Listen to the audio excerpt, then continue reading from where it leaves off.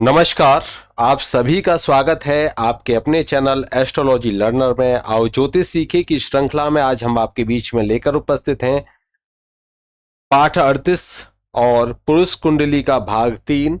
जी हाँ, विवाह संस्कार प्रकरण ये चल रहा है, जिसके अंतर्गत हम इस समय पुरुष कुंडली की विवेचना कर रहे हैं। पुरुष कुंडली से आपको अपनी जो पत्नी है वह कैसी होगी, मोटी होगी, गोरी होगी, काली होगी, पतली होगी, नाटी होगी, लंबी होगी, कैसी होगी, ये सभी आपकी जानने की इच्छा रहती है। और ये सभी इच्छा शायद आज की ये क्लास आपकी पूरी करने वाली है, आपको बताने वाली है कि आपको कैसी पत्नी मिलेगी। तो आइए शुरू करते हैं आज के इस महत्वपूर्ण और रोचक प्रकरण को। तो चलिए शुरू करते हैं।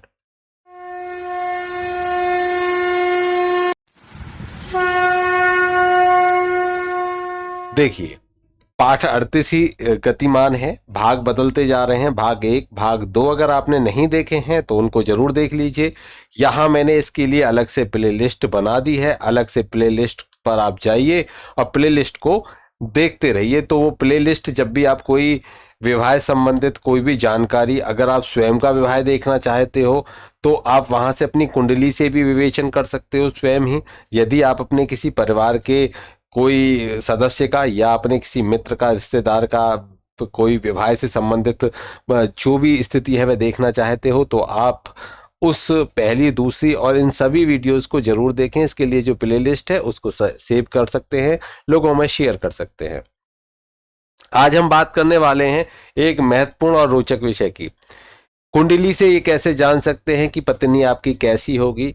तो इस भाव को जानने के लिए हम आ जाते हैं कि दो हमारे पास में बिल्कुल प्रारूप है, खाली प्रारूप है, जिसमें पहले नंबर पर मैं जो लूंगा लग्न को रखूंगा, दूसरे पर मैं नवांश को रखूंगा। अगर नवांश नहीं है, चंद्र कुंडली की बात होगी तो चंद्र कुंडली यहाँ पर मैं आपको दिखाऊंगा और आपको समझाने का प्रयास करूंगा। तो चलिए देख लेते हैं। सबसे पहले जो हम नियमों पे चलते हैं कि देखिए, सौतन की बात करते हैं। किसी भी स्त्री की, एक पुरुष की कुंडली से हम कैसे जान पाएंगे किसी व्यक्ति की जो दूसरी शादी की, तीसरी शादी की, कैसे हम जान सकते हैं। तो इसके लिए हमको विशेष, कुछ लोग मानते हैं कि तीसरा भाव, 11वां भाव, लेकिन यहाँ पर जो सर्वसम्मत मत है वह ये है कि बेशक हम तीसरे भाव को ये मानकर चलें कि सप्तम से तीसरा भाव अर्थात नवम भाव या एकादश भाव, वह उसको छोटी बहन मान सकती है। लेकिन वहां एक स्थिति आती है कि छोटी बहन किसको मानेगी? देवरानी को मानेगी, जो उस व्यक्ति के भाई की पत्नी होगी। वो नवम भाव से आप उसको देखोगे। अब दूसरी बात ये आ जाती है कि कभी भी कोई भी स्त्री किसी दूसरी उस व्यक्ति की पत्नी को अपनी मित्र मानकर चले, अपनी छोटी बहन मानकर चले, ये बहुत बड़ी बात होती है। हमेशा जो विद्वान है, जो अधिकतर मत है, वह ये मानता है कि सप्तम से षष्ठ स्थान अर्थात सप्तम का जो शत्रु स्थान है वह दूसरी पत्नी का बोध कराएगा। तो क्या ध्यान रखना है कि जो सप्तम से कौन सा स्थान है? सप्तम से जो छठा स्थान है, सप्तम का शत्रु है वह। अब सप्तम अगर हम यहां देखें, ये कुंडली है, इसमें लग्न कुंडली हम इसको मान लेते हैं। यहां देखिए, यहां मेष लग्न की कुंडली, यहां 7 नंबर सप्तम हो गया। अब सप्तम से षष्ठ स्थान आप गिनिए, तो जब भी इस व्यक्ति, ये लग्न है, इस व्यक्ति की पत्नी हो गई ये, और इसकी शत्रु इसकी कौन हो गई, जिसको सौतन कहते हो आप, अर्थात इसकी दूसरी पत्नी, वो कैसे देखोगे? वो शत्रु होगी, इसकी शत्रु माना जाएगा। तो शत्रु कौन सा? छठा स्थान, 1 2 3 4 5 6, अर्थात जो 12वां भाव है वह उस व्यक्ति की दूसरी पत्नी को दिखाएगा या उस स्त्री की सौतन को दिखाएगा। अगर मानकर चलिए हमें उस व्यक्ति की तीसरी पत्नी को देखना हो, जहां पर बहु विवाह प्रथा चल रही हो, बहुत सारे आप विवाह कर सकते हो, उस स्थान पर ये नियम लागू होगा। अन्यथा आप उसको उसकी महिला मित्रों में शामिल कर सकते हो जो बहुत ही ज्यादा घनिष्ठ है। ठीक है। और यहां पर देखिए, जो प्रेम प्रसंग किसी का बाहर चलता है तो उनको शामिल कर सकते हो। स्पष्ट रूप से मैं आपको बता रहा हूं। यहां पर देखिए, जो यहां से सप्तम, सप्तम से षष्ठ, ये हो गया। अगर यहां दूसरी है तो अब उससे देखा जाएगा कि उससे षष्ठ कौन सा होगा। तो 1 2 3 4 5, तो यहां से वह कौन सा हो जाएगा। अगर हम दूसरी की बात करें तो वह 1 2 3 4 5 6, छठा भाव, छठा भाव जो हो जाएगा पंचम भाव हो जाएगा। ये पंचम भाव, अगर हम दूसरी शादी भी होगी इस व्यक्ति की, अब पूछे वो कि मुझे तीसरी शादी करनी है, जरा उसका विचार कीजिए, तो आप यहां से सप्तम से नहीं करोगे, द्वादश से नहीं करोगे, आप करोगे पंचम से। और अगर चौथी शादी किसी की करने की स्थिति आ जाए, बहुत सारे ऐसे लोग होते हैं जिनमें चलता है, तो अगर वहां पर चौथी शादी की स्थिति आ जाए तो आप उसी तरीके से 6 गिनते चले जाओ, 1 2 3 4 5 6। तो फिर आप किसको देखोगे, आप देखोगे जो 10वां भाव है, ये किसका हो जाएगा, ये उसके चौथे विवाह का संकेत है। तो देखिए, यहां से पहला विवाह देखोगे, यहां से दूसरा विवाह देखोगे, यहां से तीसरा विवाह देखोगे, यहां से चौथा विवाह देखोगे। अब आप अच्छी तरीके से इस बात को समझ चुके होंगे किसी व्यक्ति का विवाह किस प्रकार से देख सकते हो। किसी व्यक्ति का विवाह किस प्रकार से देखोगे, पहला विवाह सप्तम से, लग्न से सप्तम, दूसरा विवाह देखोगे उसका जो सप्तम से षष्ठ अर्थात द्वादश भाव, और तीसरा विवाह देखोगे जो द्वादश से षष्ठम अर्थात पंचम भाव, चौथा विवाह देखोगे जो पंचम से षष्ठ अर्थात दसम भाव। तो इस प्रकार से आप उसको बढ़ाते चले जाओगे। आगे 6 काउंट करते चलिए, जितने भी विवाह बंदी में कर सकता है उतने आप उसको नंबर गिनते चलिए। भाई कौन सा हो गया, 5वां हो गया, चौथा हो गया, आगे 6 गिनिए, फिर देखते चलिए कहां बैठेगा। ठीक है, ये नियम आपको समझ में आ गया होगा। और एक विशेष बात और है, शुक्र कुंडली में स्त्री कारक ग्रह होता है। किसी भी पुरुष की कुंडली में शुक्र स्त्री कारक ग्रह होता है, तो शुक्र से भी स्त्री का विचार किया जाता है। और कभी कभी जो दूसरा भाव है, जो धन स्थान है, उसको हम कुटुंब भाव भी कहते हैं। और कुटुंब अर्थात परिवार, परिवार आपका तब तैयार होता है जब आपकी पत्नी होती है, बच्चे होते हैं, ग्रस्त जीवन जिसको कहते हैं, वह ग्रस्त का भाव है। तो ग्रस्त भाव तब होगा आपका जब आपके इस घर में स्त्री होगी, अन्यथा आप सन्यासी हैं। तो इसलिए स्त्री संबंधित कुछ बातों का विचार दूसरे भाव से भी किया जाता है। अगर दूसरे भाव में किसी पुरुष जातक के कोई पाप ग्रह विराजमान है तो वह अपनी पत्नी को नष्ट करेगा, उसकी आयु को क्षय करेगा, या फिर उसको कोई ना कोई परेशानी देगा, या कभी कभी उसका विवाह भी यहां पर बाधित होगा। इन बातों का, या उसकी पत्नी होगी तो कुछ दिन साथ रहेगी फिर मर जाएगी, कुछ ना कुछ ऐसी स्थितियां बनेंगी अगर दूसरे भाव में, धन भाव में पाप ग्रह जाकर बैठ गए हैं। ठीक है, ये आपको ध्यान रखना चाहिए। और एक कुंडली होती है जिसको हम बोलते हैं, जो कि जैमिनी, अगर आप जैमिनीय सूत्र देखोगे तो जैमिनीय सूत्रों में उपपद का आपने नाम सुना होगा। उपपद, उपपद। अब मैं यहां पर आपको उपपद भी समझाने वाला हूं संक्षेप में। अगर आप सीख गए तो बहुत अच्छी बात है, वरना इसको अलग से भी मैं इसकी पूरी डिटेल में एक पूरी प्लेलिस्ट इसकी भी चलेगी उपपद कुंडली की। तो यहां देखिए, मैं आपको ये बता देता हूं कि उपपद हम कैसे देखें। उपपद से भी पत्नी भाव का विचार किया जाता है। अब उपपद को मैं देखने का नियम आपको यहां सिखा देता हूं। देखिए, जिस प्रकार से ये कुंडली आप देख पा रहे होंगे, इसमें ये मेष लग्न की कुंडली है। बृहस्पति जो द्वादश हैं, वह द्वादश भी और भाग्य भाव के भी स्वामी हैं। ये तीसरे भाव में बैठे हुए मिथुन राशि में। ठीक है, अब आपको देखना क्या है, जब भी हम उपपद कुंडली का निर्माण करते हैं तो उपपद जो पद है, जो लग्न है, उससे उप अर्थात हम यहां पर जो उससे पिछला भाव अर्थात द्वादश भाव को देखेंगे, 12वें भाव को। 12वें भाव का स्वामी कौन है, तो 12वें भाव में राशि है मीन राशि। मीन राशि के स्वामी कौन हो जाते हैं, बृहस्पति हो जाते हैं। अब हम यहां से गिनते चलेंगे, यहां से जहां से हम जो 12वां भाव है यहां से हम गिनते चलेंगे, 1 2 3 4। अब यहां पर ये चौथे स्थान पर बृहस्पति बैठे हैं अपने भाव से, जहां से जो भाव है वहां से चौथे पर बैठे। जहां पर ये बैठे वहीं से जितने दूर हैं ये अपने भाव से, अपनी राशि के भाव से, उतने ही दूर तक हमें आगे जाना है।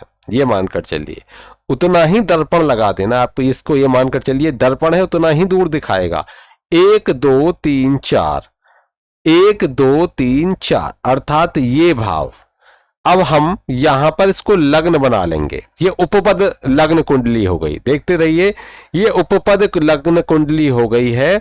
इसको हम लग्न बना लेंगे। कौन सी लग्न हो जाएगी? ये कन्या लग्न हो जाएगी। ये कौन सी लग्न हो जाएगी? कन्या लग्न हो जाएगी। जब मैं उपपद कुंडली प्रकरण समझाऊंगा तो इसमें कौन से ग्रह बैठकर कहाँ होते हैं, और विशेष आप मानकर चलिए, जब मैंने ये बहुत ऐसे लोग हैं जिनकी कुंडली में इसको स्थापित करके उनकी जो परेशानी है वो कहीं नहीं दिखी, लेकिन यहाँ स्पष्ट रूप से दिखती हैं। तो ये विशेष उपपद कुंडली बहुत ही महत्वपूर्ण है। तो जल्दी ही इसके ऊपर मैं बहुत ही डिटेल में आपको जानकारी देने वाला हूं। वैसे यहाँ एक संक्षेप में आप समझ सकते हो। यहां पर ये उपपद हो गई। अब हमने उपपद को लग्न बना लिया, जैसे कि यहां पर बुध, यहां पर कौन हो गए? उपपद कुंडली के लग्न भाव हो गया, और यहां पर बुध इसके लग्नेश हो गए, जो कन्या लग्न बनती है और लग्नेश हो जाते हैं इसके बुध। अब इससे जो दूसरा भाव है उस भाव से भी पत्नी का विचार किया जाएगा। ठीक है, तो यहां पर उस भाव से भी जो पत्नी संबंधित बातें हैं उनका विचार किया जाएगा। कैसा होगा, कैसी होगी, कैसा कोई रोग तो नहीं होगा, अगर पाप ग्रह बैठे हुए हैं तो कोई बीमारी से ग्रसित होगी, किस प्रकार से की बीमारी उसको हो सकती है। तो वो बैठे हुए ग्रह के आधार पर हम उसका विवेचन करते हैं। तो यहां पर ये महत्वपूर्ण बातें हैं जो आपको याद रखनी चाहिए। चलिए आगे बात करते हैं, आगे और सूत्र पे बात करते हैं। अब हम बहुत ही महत्वपूर्ण बात को बताने वाले हैं आपको।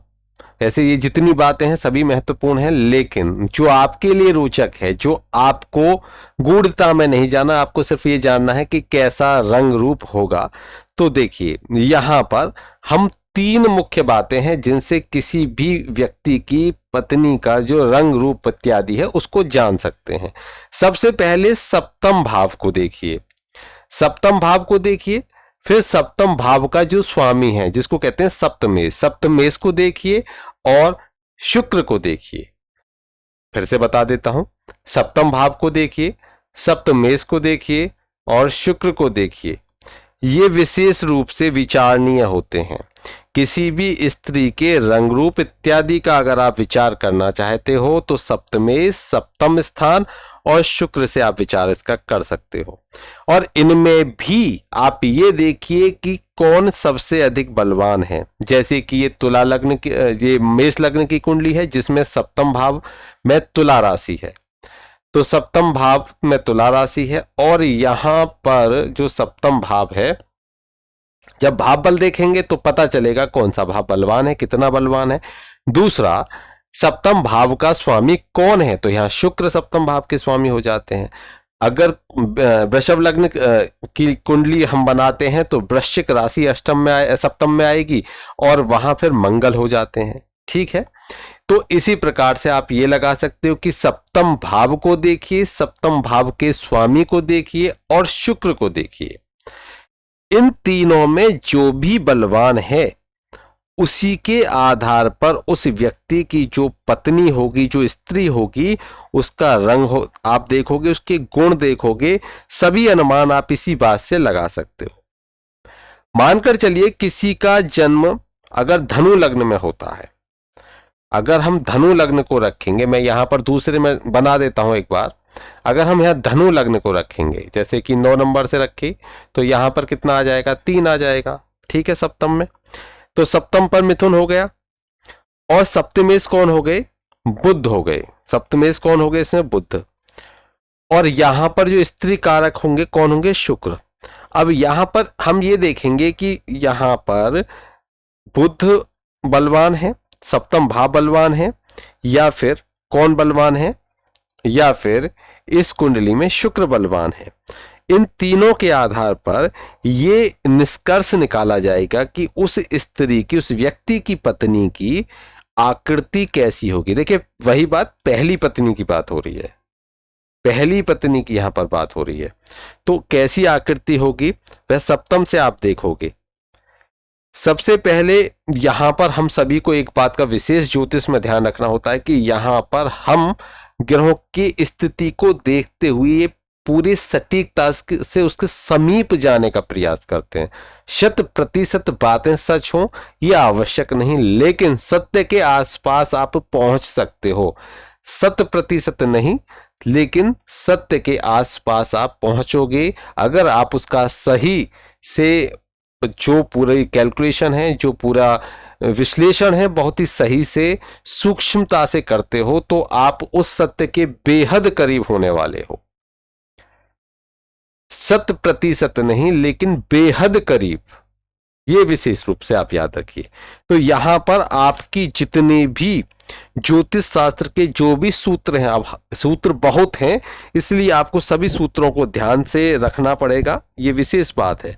तो आपको वहां पर अपनी आकलन शक्ति की यहां पर प्रबलता भी दिखानी रहेगी। अब देखिए यहां पर ग्रह कितने हो गए, 9 हो गए। अब 9 ग्रह के आधार पर आप ये कहोगे कि 9 ग्रह 9 प्रकार के व्यक्ति होंगे, तो वही चीजें लाखों करोड़ों जनसंख्या है, अब उसमें बिल्कुल 9 ग्रह के एक जैसे हो जाते, 9 ही प्रकार के लोग मिलते, लेकिन उनमें विभिन्नता है। किसी के कान छोटे हैं, किसी की नाक छोटी है, किसी की आंखें बड़ी हैं, ठीक है। इसी प्रकार से इन सभी के आधार पर आप ये पहुंच सकते हो, आकलन कर सकते हो कि कैसा रंग रूप होगा। तो मोटी मोटी बातों को हम देख सकते हैं, बहुत बारीकी से आप ये देखो कि यहाँ आंख छोटी होंगी और पलकें बड़ी होंगी, पलकें इतनी लंबी होंगी, इतना विवेचन आप नहीं कर पाओगे, ठीक है। आगे देखिए हम बात किसकी कर रहे थे, रंग रूप की, गठन इत्यादि की जो बात कर रहे थे। इसमें जिस प्रकार से उस व्यक्ति की लग्न से और उसके नवमांश आदि से हम ये देखते हैं कि उस व्यक्ति का गठन है किस प्रकार का होगा।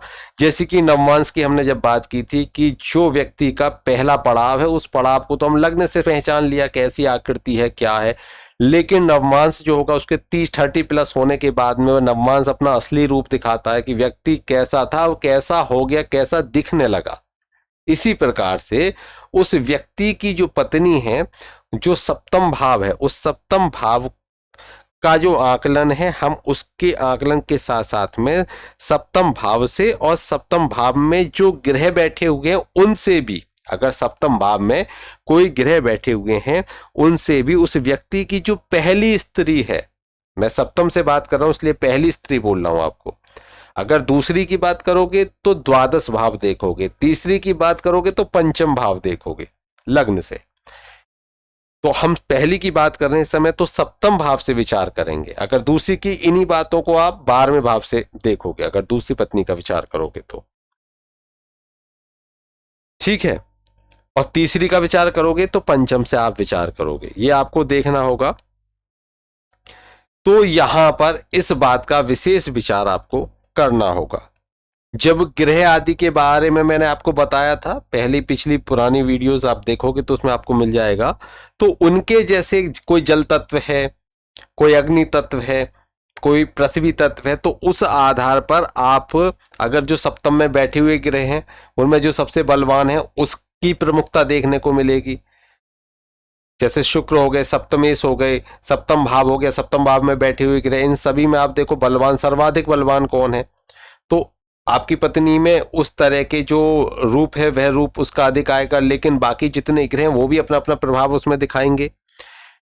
तो जैसे कि हम गठन आदि की बात करते हैं तो अगर कोई जल तत्व की अधिकता है किसी में, जैसे कोई जल तत्व राशि हो गई, जल तत्व राशि वहां पर है, जल तत्व ग्रह वहां पर अधिक बैठे हुए हैं, तो ऐसी स्त्री जो होगी उस व्यक्ति की, वह उसकी मोटे होने की संभावना होगी, मोटापा होगा उसके अंदर कहीं ना कहीं।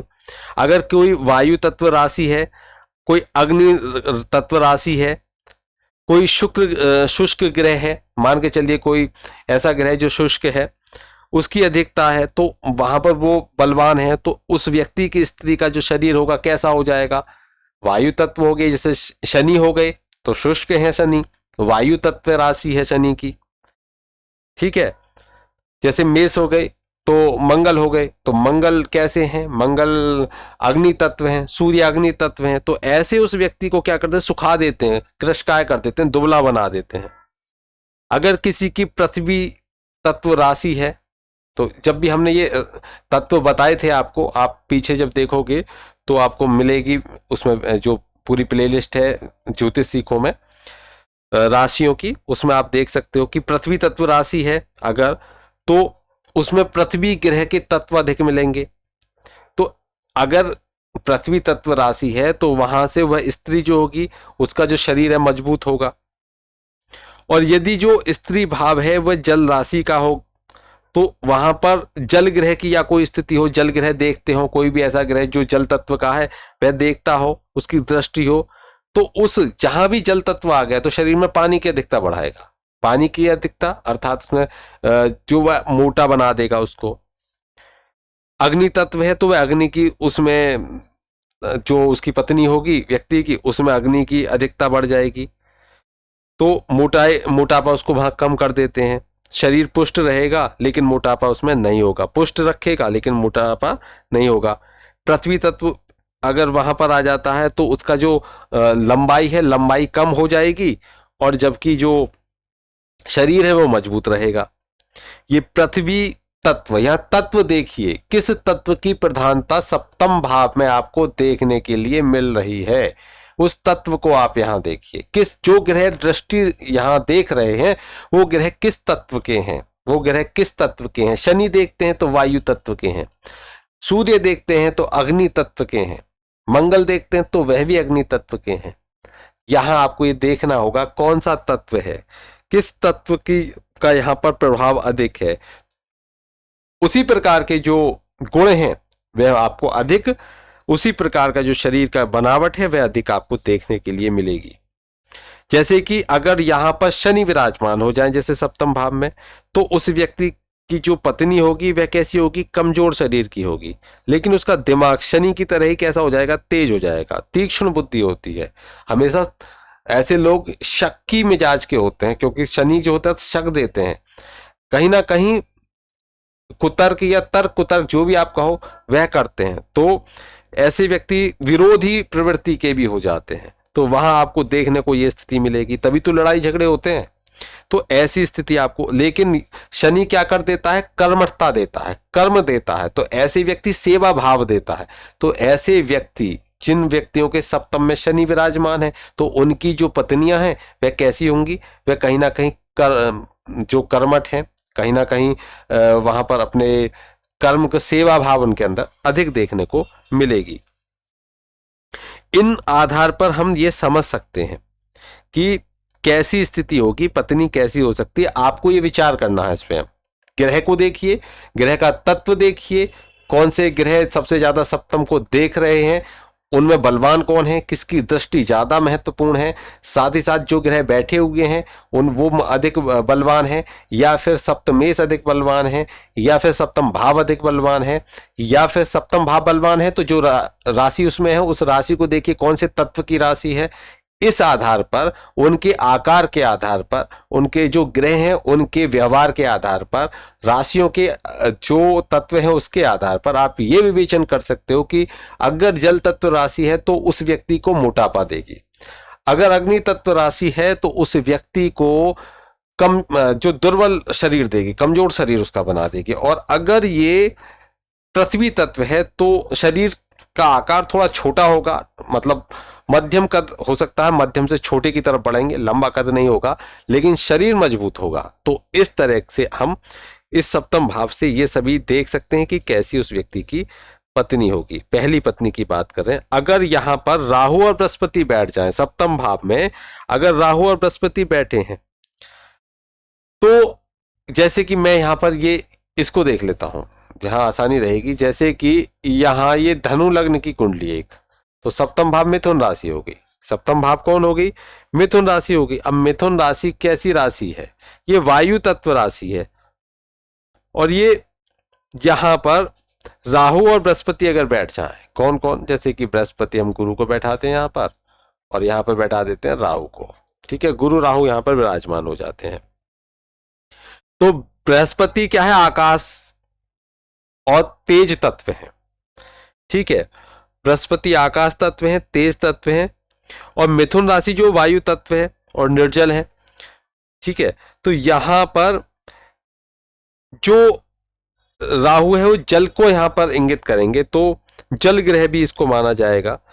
शनि की दृष्टि अगर यहां पड़ जाए तो शनि कैसे हैं, शुष्क ग्रह माने जाएंगे, वायु ग्रह में माने जाएंगे। तो इन सभी के आधार पर जो उस व्यक्ति की पत्नी होगी कैसी होगी, वह कमजोर पतली होगी, मतलब क्रश का, जिसको हम बोलते हैं कि दुबला शरीर, इस प्रकार का शरीर वहां पर होगा। लेकिन अगर ये बृहस्पति हैं तो वह बृहस्पति कैसा देंगे, उसको क्रश मतलब पतला नहीं होने देंगे। शनि क्या कर रहे हैं, दृष्टि से उसको पतला करने की कोशिश कर रहे हैं। अब हम देखें, अगर खाली शनि देखें तो मानकर चलिए शनि यहां विराजमान कर देते हैं। शनि को हम 1 2 3 4 5 6 7 8 9 10, यहां पर मैं शनि को, शनि यहां लिख देते हैं, ठीक है। तो शनि जब यहां पर देखेंगे तो ये दसम भाव हो गया, सप्तम भाव। तो यहां पर शनि देख रहे हैं अगर, तो क्या स्थिति हो गई, उस व्यक्ति की पत्नी कैसी हो जाएगी, दुर्बल शरीर की हो जाएगी, कमजोर हो जाएगी। लेकिन जो बृहस्पति देख रहे हैं तो बृहस्पति उसको कमजोर नहीं होने देंगे, उसको तेज तत्व दे देंगे, उसके चेहरे पर क्रांति दे देंगे, उसकी बुद्धि अच्छी कर देंगे। विशेष रूप से समझिए, उस व्यक्ति की पत्नी की बुद्धि अच्छी कर देंगे, सप्तम भाव को बलवान कर रहे हैं। तो ये सभी स्थिति जो मैं आपको बता रहा हूं, ये 99% आपको, अगर आप सही से आकलन कर लेते हो तो आप 99% ये देख पाओगे। इसका विचार आप जिनकी विवाह हो चुके हैं उनकी कुंडली में आप कर सकते हो। मैंने जितने किए हैं उनमें बहुत अधिकता रही है जो सत्य हुए हैं, जितने किए हैं। तो आप यहां पर करके देखिए, स्वयं करके देखिए और स्वयं समझिए कि ज्योतिष कितना आपको ज्ञान देता है। प्रथम पत्नी की बात, ये विशेष रूप से ध्यान रखिए, सप्तम से हम प्रथम पत्नी की बात करेंगे। अब आगे देखते हैं, ये सूत्र आपको अच्छे से समझ में आ गया हो तो जरूर बताइए। अब आपको मैं साथ ही साथ दूसरी पत्नी का विचार करना भी यहां बता देता हूं। पहली पत्नी का विचार कर लिया, अब आप उस व्यक्ति से पूछिए जिसकी भी आप कुंडली का आकलन कर रहे हो कि दूसरी पत्नी है या पहली पत्नी, जो आप विवाह के लिए आए हो, कि आपको दूसरी पत्नी के बारे में जानना है या पहली पत्नी के। अगर किसी के, मानकर चलिए किसी किसी की ऐसी स्थिति हो जाती है कि उसकी पहली पत्नी एक्सपायर हो जाती है, तो उस स्थिति में उसको दूसरा विवाह करना है, तब आप सप्तम से बिल्कुल मत देखिए, सप्तम भाव से बिल्कुल मत देखिए। आप कहां से विचार करोगे, आप विचार करोगे लग्न से द्वादश भाव, लग्न से द्वादश भाव को देखोगे। कौन सा, यहां सप्तम से षष्ठ भाव, सप्तम से षष्ठ भाव दूसरे विवाह के लिए, अर्थात लग्न से द्वादश भाव। अब जैसे कि यहां पर कौन सी राशि है, वृश्चिक है। अब वृश्चिक राशि जल तत्व राशि है, विशेष रूप से सुनिए, वृश्चिक राशि कैसी है, जल तत्व राशि है। तो ये इंगित करती है कि उस व्यक्ति की यदि दूसरा विवाह होगा तो उसकी पत्नी मोटी होगी। कैसी होगी, मोटी होगी। और यहां पर मंगल की 1 2 3 4 जो दृष्टि यहां पर मंगल की पूर्ण दृष्टि जा रही है, जो चौथे भाव पर पूर्ण दृष्टि मंगल की जा रही है, अर्थात चौथा भाव मतलब 12वें भाव पर जो चौथी दृष्टि होती है मंगल की, वह पूर्ण दृष्टि होती है। तो वह पूरी दृष्टि मंगल की जा रही है किस पर, अपने ही भाव पर। तो मोटा तो करेंगे, अग्नि तत्व राशि है। मंगल कौन है, ग्रह कैसे, अग्नि तत्व ग्रह। राशि कैसी है, जल तत्व राशि है। ध्यान से सुनिए, अग्नि तत्व कौन है, मंगल। जो अग्नि तत्व राशि क्या करेगी, कमजोर करने का काम करेगी। और जो वह राशि है, जो वह राशि है वृश्चिक राशि, वह जल तत्व राशि है। अब जल तत्व और अग्नि तत्व में जो भी बलवान है, अर्थात ये मोटा करेगी, ये मोटा करेगा, ये जो भाव है ये बताएगा कि उसकी पत्नी मोटी होगी। लेकिन मंगल कहेंगे कि अत्याधिक मोटी मैं होने नहीं दूंगा, क्योंकि मैं अग्नि तत्व हूं, जल को जला देने का काम करता हूं। और जल मोटा करेगा, जल की अधिकता मोटा करेगी, लेकिन अग्नि तत्व उसको, जल को जलाएगा। इसलिए वह एक सामान्य शरीर की, यहां पर उसको जो दूसरी पत्नी है वह मिलेगी, मोटी नहीं मिलेगी, अत्याधिक मोटी, लेकिन पुष्ट शरीर वहां मिलने के यहाँ पूरे व्यक्ति को यहां पर दिखते हैं, आसार दिखते हैं। तो यहां पर आप समझ गए कि हम पहली पत्नी, दूसरी पत्नी, तीसरी पत्नी, चौथी पत्नी, पांचवी पत्नी कोई भी रहे, बस आपको सप्तम से षष्ठ दूसरी, जो 12वां भाव से षष्ठ तीसरी, और जो, बस इतना ही काफी है। आगे आप षष्ठ भाव से लगाते चलिए जितने भी नंबर हैं, ये आपका काम है अब। कहाँ तक देख पाते हो, किस क्षेत्र में हो, वहां पर बहुविवाह प्रथा है या नहीं, ये भी आपको देखना होगा। ठीक है, और नियम आगे समझ लेते हैं। अब देखिए, जिस प्रकार से पुरुष की कुंडली में लग्न और लग्न का नवमांश से हम उसके शरीर का गठन, आकार, सभी प्रकार से उसका विश्लेषण करते हैं, उसी प्रकार से पुरुष की कुंडली में उसकी पत्नी का विश्लेषण अगर करना है तो सप्तम भाव से और सप्तम भाव के नवमांश से भी हम विश्लेषण करेंगे।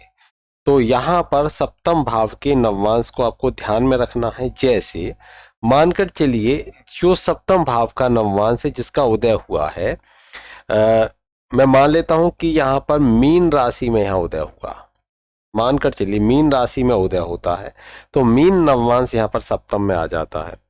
जो नवमांश कुंडली है उसमें सप्तम में आ जाता है मीन नवमांश।